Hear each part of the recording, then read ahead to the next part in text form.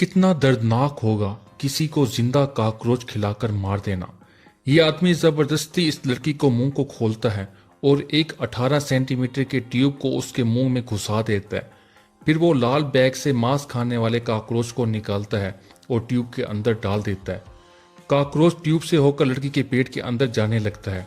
वहीं एक दूसरा आदमी भी था जो ये सब कुछ देख रहा था, लेकिन वो लड़की की हेल्प नहीं करता और डर कर अपना मुंह बंद कर लेता है क्योंकि अगली बारी उसकी है। और ये आदमी फिर इस ट्यूब को बाहर निकाल लेता है और अपने हाथ से लड़की का मुंह बंद कर देता है, जिससे वो उल्टी करके काकरोच को बाहर ना निकाल दे। जब लड़का उसके मुंह से हाथ हटाता है तो वो उल्टी करने लगती है, लेकिन कॉकरोच बाहर नहीं आते। लड़की दर्द से चीखने लगती है। तब लड़की के दर्द को कम करने के लिए ये आदमी उसके पेट में चाकू घोंप देता है और चाकू को उसके पेट में घुमाने लगता है।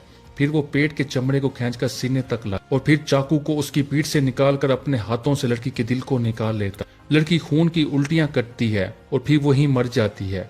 अगर आपको लग रहा है कि ये लड़की बहुत बुरे तरीके से मरी है तो आप गलत हैं। देखें, इस लड़की का नाम कैट है और 20 साल पहले ये बदमाश लड़की थी और एक बार माइक नाम के लड़के के मुंह में काकरोच डाल देती है। माइक हिलने से भी डर रहा था।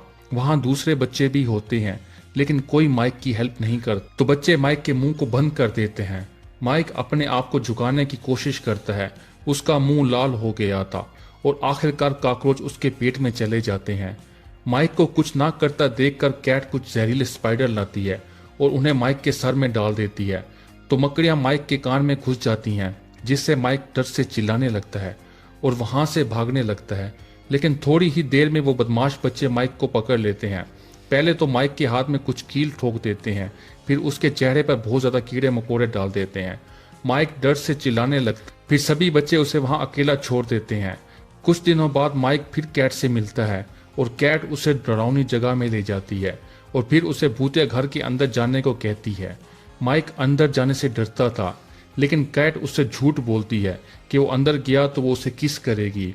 माइक उसकी बात पर यकीन करके अंदर चला जाता है, लेकिन जैसे ही वो अंदर जाता है, एक साइको आदमी उसके मुंह को पकड़कर अंदर खींच लेता है।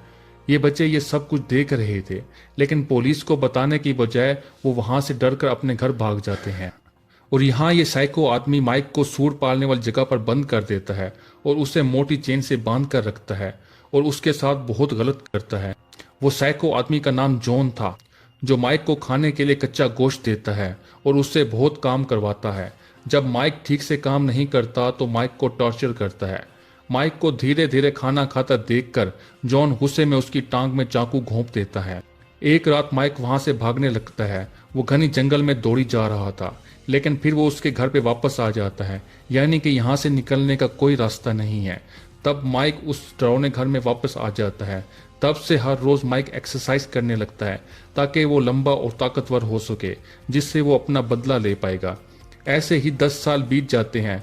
माइक अब जवान हो चुका था। एक दिन जॉन और माइक में लड़ाई हो जाती है और जॉन उसे पीछे से मारकर बेहोश कर देता है।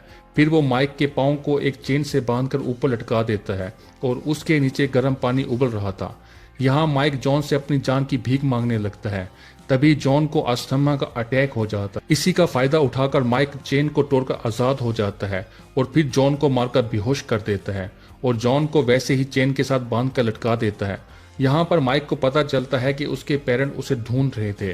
कहीं उसके पेरेंट उसे ढूंढ ना लें, इसलिए जॉन उनके पेरेंट्स को जिंदा जलाकर मार डाला। ये जानकर माइक बहुत ज्यादा गुस्सा हो जाता है और चेन को नीचे करने लगता है, जिससे जॉन गर्म पानी में गिरकर मर जाता है।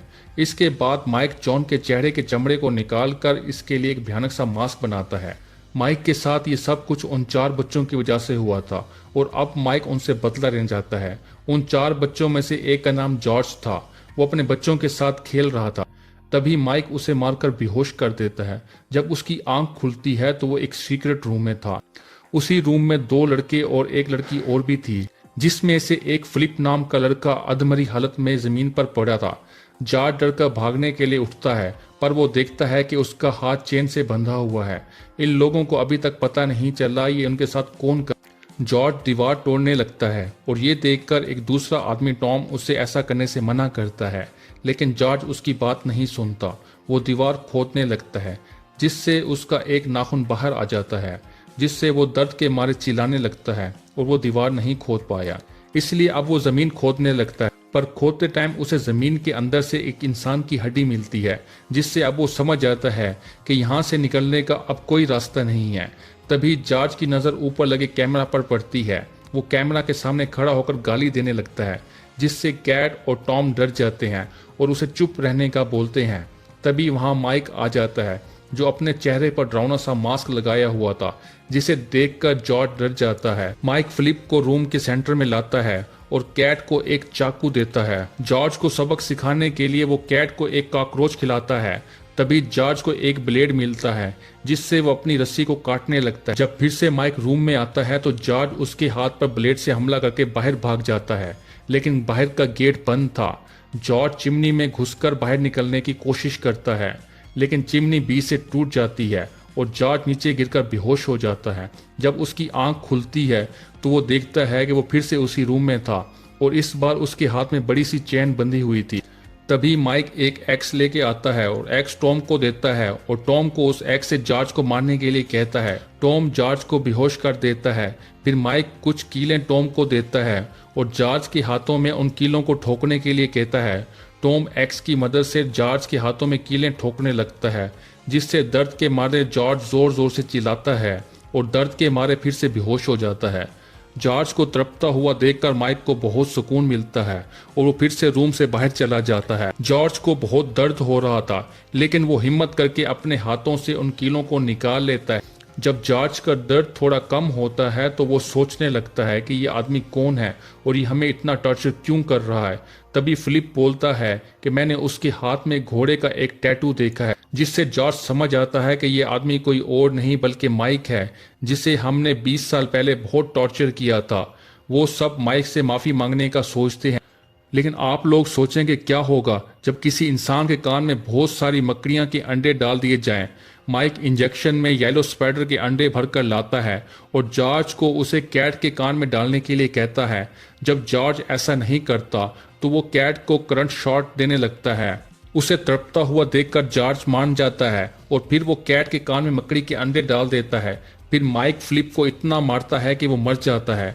उसके मरने के बाद वो अपने कमरे में आ जाता है और फिलिप के फोटो में क्रॉस का निशान लगा देता है।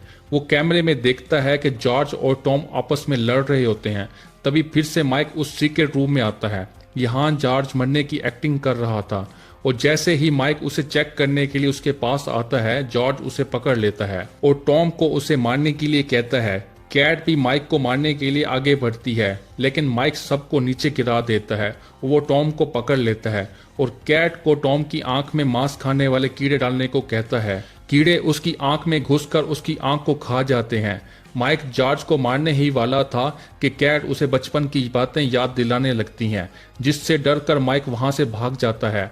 टॉम की आंखों में बहुत ज्यादा दर्द हो रहा था, इसलिए जॉर्ज उसकी आंखें निकाल देता है। दूसरी तरफ माइक अपने कमरे में जाकर चीजें तोड़ने लगता है।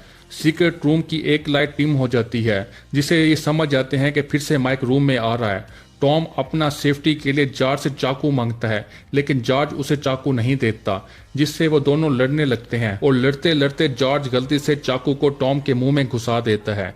जॉर्ज टॉम के मुंह से चाकू निकालता है और टॉम वहीं पे मर जाता है। इस दौरान कैट जॉर्ज से चाकू छीन लेती है और उसकी तरफ चाकू करती है, लेकिन पीछे से आकर माइक उसके गले को पकड़ लेता है और उससे चाकू छीन लेता है। तभी जॉर्ज माइक से बोलता है कि हमें पता है कि तुम एक अच्छे लड़के हो। अगर हमें पता होता कि उस दिन तुम्हारे साथ क्या हुआ था तो हम तुम्हें कभी अकेला न छोड़ते। ये सुनकर माइक शांत हो जाता है और जॉर्ज उसके हाथ से चाकू ले लेता है, लेकिन तभी कैट माइक के हाथ को दांत से काट लेती है। माइक जैसे ही पीछे मुड़ता है, जॉर्ज उस चाकू को माइक की कमर में घोंप देता है। जॉर्ज फिर से उस पर हमला करता है, लेकिन इस बार माइक आगे मुड़ जाता है, जिससे चाकू कैट के पेट में घुस जाता है और फिर माइक कैट के पेट को फाड़कर उसे मार देता है। फिर माइक जॉर्ज को उसे मारने को कहता है। जॉर्ज को यकीन नहीं होता कि वो क्या बोल रहा है और वो वहां से डरकर भागने लगता है, लेकिन माइक उसके पीछे जाता है और उससे लड़ने लगता है। किसी तरह जॉर्ज उसके घर से बाहर निकल आता है, लेकिन जल्द ही माइक उसे ढूंढ लेता है और उसे कहता है कि तुम मुझे मार दो, नहीं तो मैं तुम्हें मार दूंगा। पर जॉर्ज माइक को मारने से डर रहा था। तभी माइक उसको जमीन पर पटका देता है और उसे कहता है कि अगर तुमने मुझे अभी भी नहीं मारा तो मैं तुम्हारी बेटियों को पकड़ लूंगा। और उन्हें भी ऐसे ही टॉर्चर करूंगा। फिर वो जॉर्ज को गला दबाने लगता है। तभी जॉर्ज जमीन से चाकू उठाकर माइक पर वार करता है और माइक जमीन पर गिर जाता है और वो मरने लगता है। 10 साल के बाद जॉर्ज की 2 बेटियां उसी जंगल में घूमने के लिए आती हैं। तभी अचानक से माइक उनके सामने आ जाता है और यहीं पर यह मूवी खत्म हो जाती है।